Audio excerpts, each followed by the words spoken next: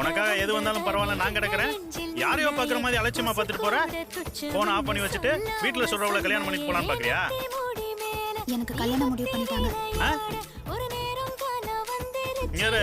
எப்ப நீ என்ன லவ் பண்றேன்னு சொல்லிட்டு அப்பயே நீ எனக்கு பொண்டாட்டி ஆயிட்ட. இப்ப உன் முடிவு மாறினாலும் என் முடிவு மாறாது.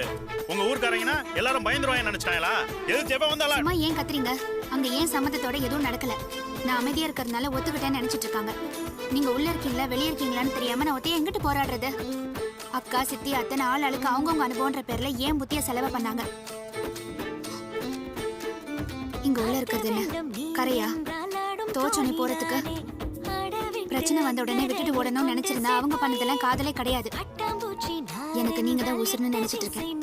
தைரியமா வீடேறி வந்து கேட்டு முறைப்படி கல்யாணம் பண்ணாலும் சரி, இல்ல அது சரியா வராது வா எங்கேயாவது போயிடலான்னு வந்து கூட்டிட்டு போனாலும் சரி, நான் எல்லாத்துக்கும் ரெடி தான்.